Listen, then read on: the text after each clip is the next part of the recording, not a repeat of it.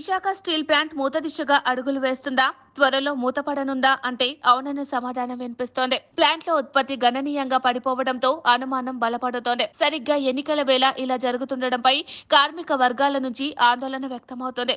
గత కొద్ది రోజులుగా విశాఖ స్టీల్ ఉద్యమం నడుస్తున్న సంగతి తెలిసిందే. కేంద్ర ప్రభుత్వం ప్రైవేటీకరణ దిశగా అడుగులు వేయగా కార్మికులు ఉద్యమ బాట పట్టారు. అయినా సరే కేంద్ర ప్రభుత్వం వెనక్కి తగ్గలేదు, స్పష్టమైన ప్రకటన చేయలేదు. రాష్ట్రంలో అధికార వైసీపీతో పాటు విపక్షాలు సైతం పోరాటం చేశాయి. అయితే ఎవరి అవసరాలు వారికి ఉండటంతో చిత్తశుద్ది ప్రదర్శించలేకపోయావన్న విమర్శ ఉంది. ప్రస్తుతం విశాఖ స్టీల్ ప్లాంట్ లో ఉత్పత్తి పూర్తిగా పడిపోయింది.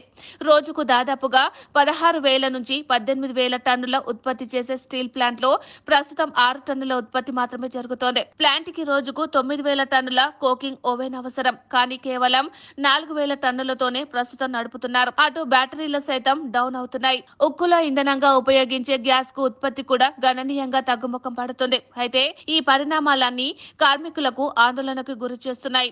కేంద్ర ప్రభుత్వం వ్యూహాత్మకంగా నిర్వీర్యం చేసే ప్రయత్నం చేస్తుందని అనుమానిస్తున్నారు. మరోవైపు విశాఖ స్టీల్ ప్లాంట్ కు విద్యుత్ శాఖ నోటీసులు జారీ చేయడం సంచలనంగా మారింది. విద్యుత్ శాఖకు ప్లాంట్ 100 కోట్ల వరకు బకాయిలు పడింది. తక్షణం ఆ బకాయిలను చెల్లించాలంటూ నోటీసులు జారీ అయ్యాయి. దీంతో కార్మిక వర్గాలతో పాటు ఉద్యోగుల్లో ఒక రకమైన ఆందోళన నెలకొంది. స్టీల్ ప్లాంట్ పై చిత్తశుద్ది ప్రదర్శించుకునే సమయం ఆసన్నమైందని, తక్షణం అన్ని రాజకీయ పార్టీలు స్పందించాలని వారు కోరుతున్నారు.